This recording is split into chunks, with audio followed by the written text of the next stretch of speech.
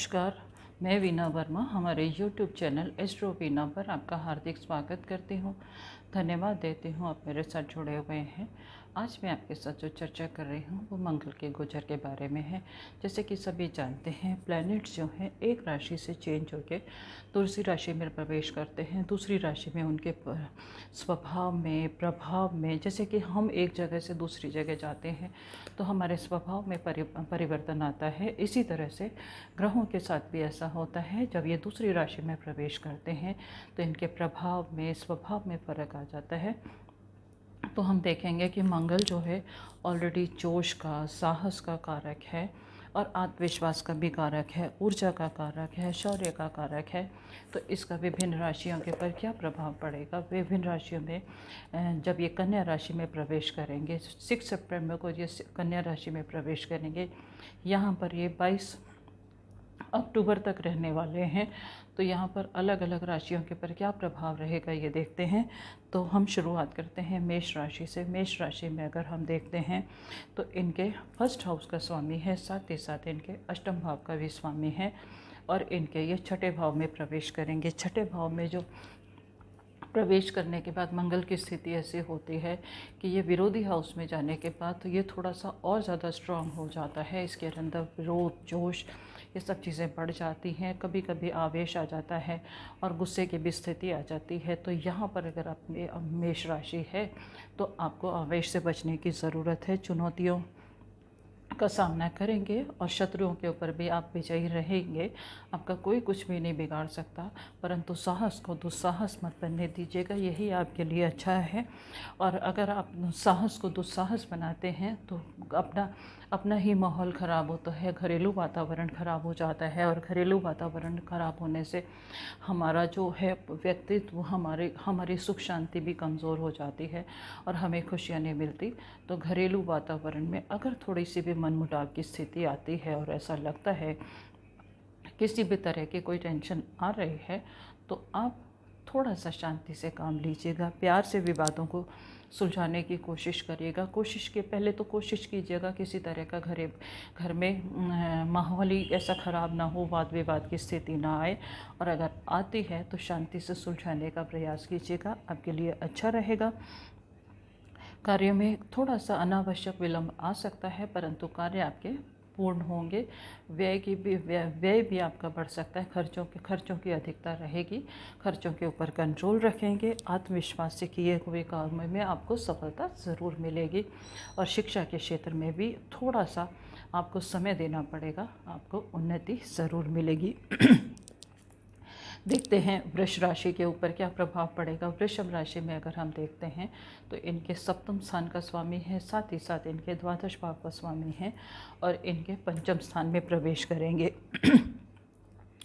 तो यहाँ पर एक थोड़ा सा ये सॉफ्ट नहीं बोल सकते हम, थोड़ा सा कठोर है। तो हमारे को बच्चों के भविष्य की चिंता इस समय हो सकती है और मतलब हो सकता है कि उनके स्वास्थ्य से रिलेटेड, उनके अग्रेशन से रिलेटेड हमें परेशानी हो, तो थोड़ा सा ध्यान रखने की ज़रूरत है। विवेक का इस्तेमाल करेंगे, सूझबूझ से करेंगे। बच्चों के साथ अगर हमारा व्यवहार भी सूझबूझ वाला होगा तो अच्छा रहेगा। प्रेम संबंध है तो वहाँ पे थोड़ी सी परेशानी नज़र आ रही है क्योंकि इसका स्वभाव जो है सॉफ्ट नहीं है, थोड़ा सा अग्रेसिव है। तो यहाँ पर अगर क्या है कि अगर आपका लंबे समय से चला आ रहा है तो हो सकता है आर्ग्यूमेंट हो या तनाव हो, तो आपको कूल रहने की ज़रूरत है। बिना वजह के आर्ग्यूमेंट से बच के रहिएगा और कोई भी शॉर्टकट रास्ता नहीं अपनाएंगे। अगर आप शॉर्टकट रास्ता अपनाएंगे तो परेशानी आपको होगी, क्योंकि जल्दबाजी और शॉर्ट तरीके से हमारी जो है मंजिल हमें लगता है, परंतु जल्दबाजी जो है कभी कभी परेशानी का, एक्सीडेंट का और पता नहीं कितनी चीज़ों का कारण बन जाती है। तो आपको थोड़ा सा पेशेंस की ज़रूरत है। शत्रुओं की गतिविधियों का ध्यान रखिएगा। और अगर आप शेयर मार्केट में काम करते हैं तो ये शेयर मार्केट में ज़्यादा पैसा लगाने के लिए अनुकूल समय बिल्कुल नहीं है। मार्केट के रुझान को देख के आप आगे बढ़ेंगे तो आपके लिए ठीक रहेगा। मिथुन राशि में देखते हैं तो मिथुन राशि में ये इनके फोर्थ हाउस में प्रवेश करेंगे। और यहाँ पर क्या है कि मिथुन राशि में अगर हम देखते हैं तो मिथुन राशि के छठे भाव का भी स्वामी है, साथ ही साथ इनके 11th हाउस का स्वामी है। फोर्थ हाउस में प्रवेश करेंगे तो कुछ यात्राओं के योग भी बन रहे हैं। कारोबार में आपको उन्नति भी मिलेगी, परंतु थोड़ा सा आवेश से बचने की ज़रूरत है। मिथुन जो है एक राशि, मिथुन एक तो वायु राशि है, साथ ही साथ ये भावनाओं में बहने वाली राशि है, बुध की राशि है। तो थोड़ा सा जल्दबाजी भी इनकी रहती है, कभी कभी बिना सोचे समझे भी डिसीज़न ले लेते हैं। दूरदर्शिता का अभाव ना हो, इस बात का ध्यान रखिएगा। अगर आप नौकरी की तलाश में हैं तो आपको अनुकूल परिणाम मिलेंगे, आपको नौकरी आपको मिलने की पूरी संभावना है इस समय। और अगर आपके घर में आपके परिवार के लोगों के साथ वैचारिक मतभेद होता है तो उसको अपने व्यवहार से सुलझाने की कोशिश कीजिएगा। किसी भी आर्ग्यूमेंट को, तनाव को आगे ज़्यादा हवा मत दीजिएगा, थोड़ा सा शांत रह के प्यार से संभालिएगा। दाम्पत्य में थोड़ा सा तनाव हो सकता है, परंतु शांत रहने की ज़रूरत है। आवेश में, गुस्से में किसी भी चीज़ का सॉल्यूशन नहीं निकलता। और थोड़ा सा हो सकता है कि आपको एलर्जी वगैरह की प्रॉब्लम रहे, तो आपने अपनी स्वच्छता का और साथ ही साथ अपने खाने पीने का भी ध्यान रखिएगा। अपने स्वास्थ्य का ध्यान रखेंगे तो कोई भी परेशानी नहीं होगी। परेशानी अगर होगी भी तो उससे काफ़ी हद तक आपको बचाव मिल जाएगा। देखते हैं कर्क राशि के ऊपर क्या प्रभाव पड़ेगा। कर्क राशि में इनके थर्ड हाउस में प्रवेश करेंगे। कर्क राशि वैसे भी थोड़ी सी सेंसिटिव राशि होती है, और सेंसिटिव राशि होती है यहाँ पर थर्ड हाउस में। आपको जो है, आपको क्या मिलने वाला है, आत्मविश्वास की वृद्धि होगी। और आप आत्मविश्वास में अगर हमारे पास होता है तो आत्मविश्वास से हम बड़ी से बड़ी जंग जीत जाते हैं।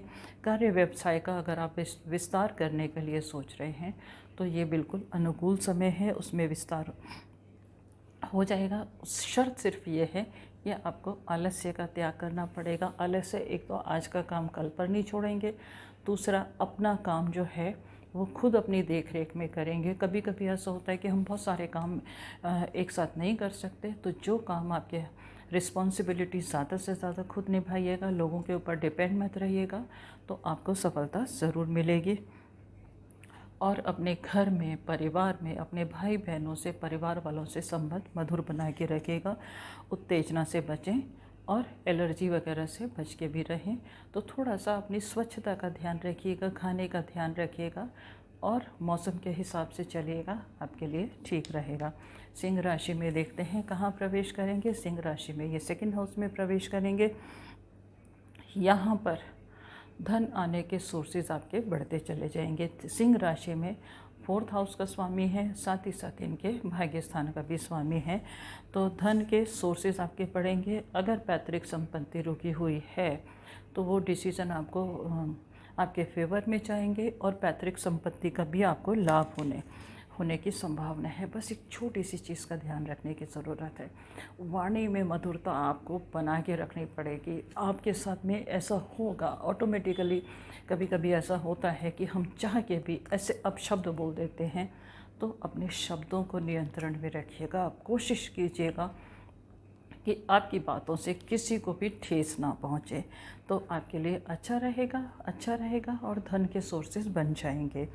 और भूमि संपत्ति में अगर आप निवेश करना चाहते हैं, समय अनुकूल है। आगे आने वाले समय में आपको इसका लाभ मिलेगा और आपके संपत्ति के जो प्राइसेस हैं जो वो आगे बढ़ जाएंगे, लाभ देंगे। बस बहस और वाणी, मैंने आपको पहले भी बोला है, उससे बच के रहने की ज़रूरत है। क्रोध पर भी नियंत्रण रखिएगा, आवेश में मत आइएगा।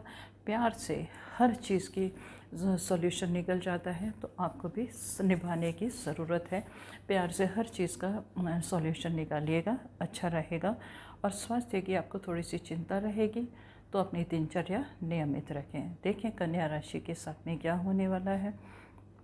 कन्या राशि का ये अष्टम स्थान का स्वामी है, साथ ही साथ इनके थर्ड हाउस का भी स्वामी है और इनके प्रथम भाव में प्रवेश करेगा। अब प्रथम भाव में प्रवेश करेगा तो गुस्से की स्थिति तो बढ़ेगी। अब गुस्सा बढ़ेगा तो माहौल जो है ऑटोमेटिकली ख़राब हो जाएगा। अब ये आपके ऊपर है कि आप अपने ऊपर अपने क्रोध के ऊपर कैसे नियंत्रण रखते हैं, क्योंकि हॉट प्लैनेट है, फर्स्ट हाउस में आएगा, मस्तक पर आएगा, आवेश होगा, छोटी छोटी बातों पे इरिटेशन होगी, रुके हुए काम आपके आत्मविश्वास से पूरे हो जाएंगे। बरकरार रखने की ज़रूरत है, पर एनर्जी जो है उसका सही दिशा में इस्तेमाल ज़रूरी है। तो बस इस आवेश को, अपने साहस को सही दिशा में मोड़ के रखेंगे, आपको ज़रूर लाभ होगा। और वाहन का प्रयोग भी आप थोड़ा सा ध्यान से करेंगे, जल्दबाजी में वाहन नहीं चलाएंगे।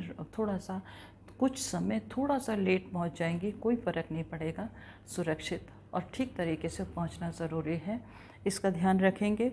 और घरेलू कामों में भी आपको थोड़ा सा ध्यान रखने की ज़रूरत है। अगर घर पर भी हैं तो आप, जैसे कभी कभी ऐसा होता है कि हम बाथरूम में या किचन में या कहीं भी, या अपने कहीं भी हम जाते हैं, जल्दबाजी में जाते हैं, किसी चीज़ से टकरा गए, गिर गए, तो यहाँ पर थोड़ा सा ध्यान रखने की ज़रूरत है। बस ये ध्यान रखिएगा कि आपको किसी तरह की चोट ना लगे। उससे बचने के लिए हनुमान जी की आराधना कर सकते हैं, आपको लाभ होगा। तुला राशि में हम देखते हैं क्या है। तुला राशि में इनके 12वें भाव में प्रवेश करेंगे। तो 12वें भाव में हम इसको, मंगल को, बहुत ज़्यादा शुभ नहीं मानेंगे। यात्रा और व्यर्थ भ्रमण के चांसेस हैं। व्यर्थ की यात्राएं भी हो सकती हैं और व्यर्थ भ्रमण भी हो सकते हैं। अगर व्यर्थ यात्रा होती है तो अनावश्यक खर्च होते हैं, खर्चों की अधिकता तो रहने वाली है। और हेल्थ इश्यूज़ भी रहेंगे। तो हेल्थ इश्यूज़ जो होंगे वो हमारी लापरवाही से हो सकते हैं, तो लापरवाही बिल्कुल नहीं होनी चाहिए। दिनचर्या बिल्कुल नियमित रहेगी। वैसे भी शुक्र के जो जातक हैं चाहे तो कंट्रोल कर सकते हैं, इनके अंदर सेल्फ कंट्रोल है। अगर ये अपनी दिनचर्या, अपना और अपना स्वभाव सब कुछ अनुकूल रखते हैं तो इनको किसी तरह की परेशानी नहीं होगी। आय व्यय की स्थिति जो है नॉर्मल रहेगी। हम ये नहीं कह सकते कि हमारी इनकम ज़्यादा रहेगी, खर्चा कम रहेगा। ये नॉर्मल रहेगी। इनकम और खर्चा बैलेंस बना के चलेंगे, और ये बैलेंस बना के चलना भी, हमारी थोड़ी सी सेविंग हो जाए, उसके लिए ज़रूरी है कि हम फिजूल की चीज़ों पे खर्च ना करें, तो हमारी सेविंग हो सकती है। बस थोड़ा सा शांति से दूरदर्शिता का परिचय देने की ज़रूरत है, तो हमारी आय और व्यय में थोड़ा सा बैलेंस बन जाएगा। खर्चों को कंट्रोल करें तो आपके लिए अच्छा है। और अगर हमारी दिनचर्या नियमित है तो हम, स्वास्थ्य हमारा नॉर्मल रहेगा। स्वास्थ्य अगर नॉर्मल रहता है तब भी हम अनावश्यक खर्च से बच जाते हैं, मेडिसिन का खर्चा बच जाता है। देखते हैं वृश्चिक राशि में क्या क्या लेकर आए हैं। वृश्चिक राशि में इनके प्रथम भाव का स्वामी है और साथ ही साथ इनके छठे भाव का स्वामी है, और इनके 11th हाउस में प्रवेश करेंगे। तो यहाँ पर वृश्चिक राशि के जातकों के लिए खुशखबरी है। आपके रुके हुए काम जो हैं वो पूर्ण होने वाले हैं। आपको हर तरफ से खुशखबरी मिलेगी, और आपके सोर्सेज ऑफ इनकम हैं वो बढ़ने वाले हैं। जोश भी आएगा, उत्साह भी आएगा, और यहाँ से ये धन भाव को देखेंगे तो कोष वृद्धि भी होने की पूरी संभावना है। आर्थिक लाभ के लिए आपको थोड़े से अतिरिक्त प्रयास करने पड़ेंगे, और अगर आप स्टूडेंट हैं तो आपके लिए उत्तम है। आपके अंदर कॉन्फिडेंस आएगा, और कॉन्फिडेंस से आप हर कंपटीशन में, हर एग्ज़ाम में सफल हो सकते हैं।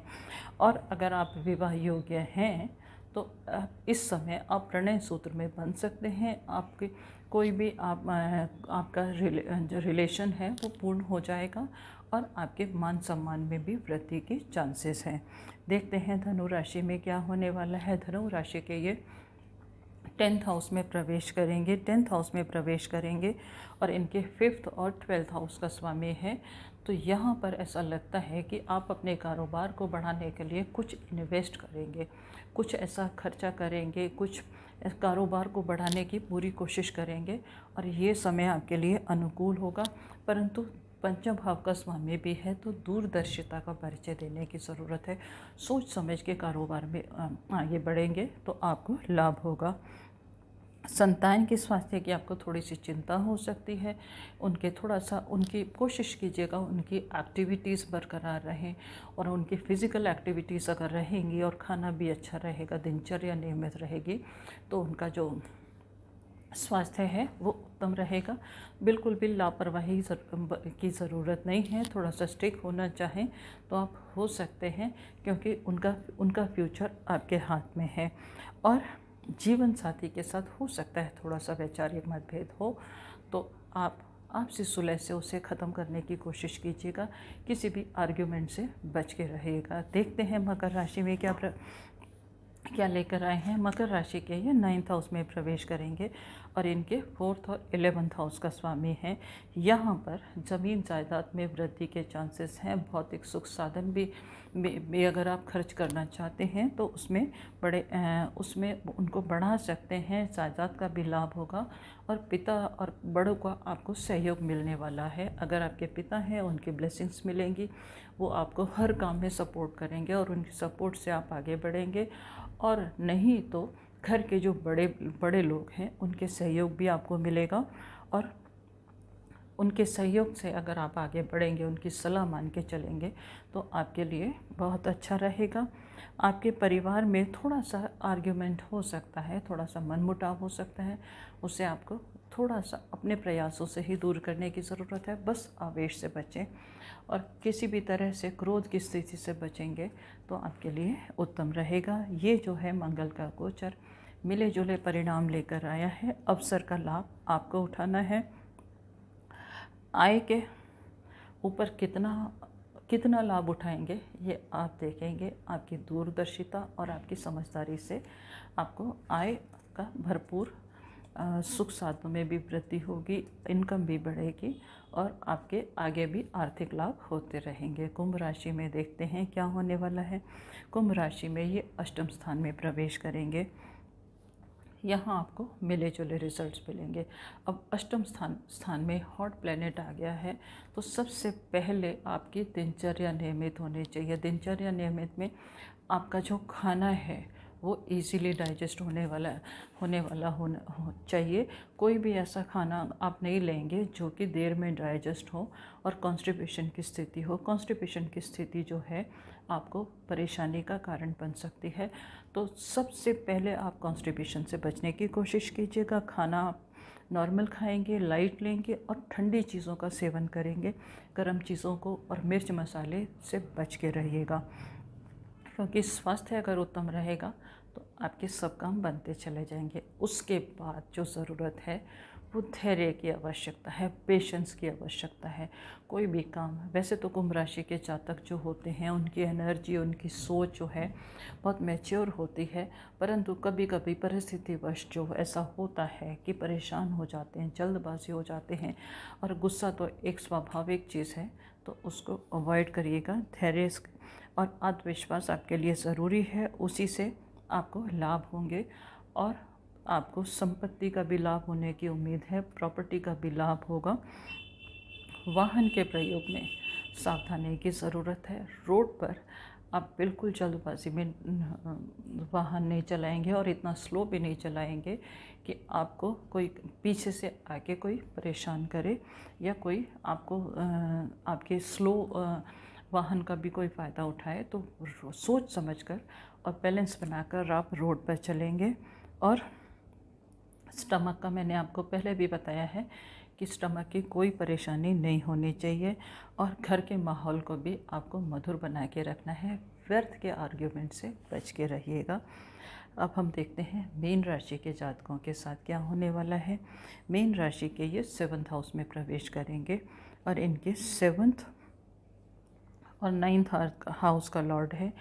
यहाँ पर अगर मीन राशि के जातक हैं, आप किसी जॉब में हैं और आपकी प्रमोशन रुकी हुई है, तो इस समय प्रमोशन होने की पूरी संभावनाएं हैं। कार्य व्यवसाय में लाभ होगा, कार्य व्यवसाय आपका बढ़ेगा।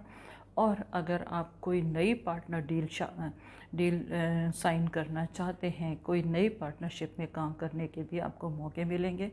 परंतु कोई भी नया काम करने से पहले सोच समझ के आगे बढ़ने की ज़रूरत होती है। वैसे तो मीन राशि जो है गुरु की राशि है, सोच समझ की राशि है, दूरदर्शिता की राशि है, परंतु कभी कभी जब परिस्थिति थोड़ी सी विपरीत हो जाए तो हमें दूरदर्शिता का परिचय जो है ज़्यादा देना पड़ता है। तो यहाँ पर थोड़ा सा ज़्यादा ज़रूरत है दूरदर्शिता का परिचय देने की। और पार्टनरशिप का लाभ होगा, जीवन साथी का आपको भरपूर सहयोग मिलेगा। बस क्रोध पर नियंत्रण की ज़रूरत है।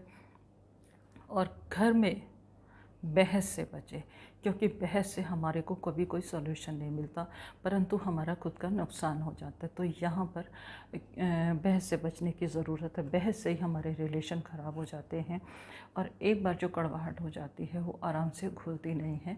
तो इसका ध्यान रखिएगा विशेष। और आपकी जो धर्म कर्म में रुचि बढ़ने वाली है, धार्मिक गतिविधियाँ मिलेंगी, बढ़ेंगी और हो सकता है कोई धार्मिक यात्रा भी हो। उम्मीद है ये जो जानकारी है इससे आपको लाभ होगा, आप इससे भरपूर लाभ कमाएंगे और होशियार रहेंगे। अगर कोई टेंशन है तो होशियार रहने के लिए होती है, ये डराने के लिए नहीं होती है कि अगर हम कैसे हमारे साथ में ये जब होने वाला है तो हम कैसे होशियार रहें। अगर मौसम ख़राब होता है, हम बारिश आने वाली होती है तो प्रोटेक्शन के लिए हम छाता लेके निकलते हैं, अपने आप को बचा के निकलते हैं। इसी तरह से ज्योतिष में भी अगर कोई थोड़ी सी भी परेशानी है तो हम पूर्व सूचना अगर हमें होती है तो हम अपने व्यवहार से, अपने काम से और अपनी दूरदर्शिता से इस टेंशन को दूर कर सकते हैं। और मेरा प्रयास है आप भी दूर करेंगे और इन चीज़ों का भरपूर लाभ उठाएंगे। इसके साथ ही मैं आपसे विदा लेना चाहूँगी। अगर मन में कोई सवाल है तो आप मुझे लिख के भेजिएगा और मेरी वीडियोस आप तक पहुँचती रहें, आपको ज्योतिष संबंधित जानकारी मिलती रहे तो इसको सब्सक्राइब करना आप बिल्कुल नहीं भूलेंगे। और अगर आप किसी विशेष विषय पे जानकारी चाहते हैं तो वो भी आप मुझे लिख के भेजिएगा, वो भी मैं आपको देने की पूरी कोशिश करूँगी।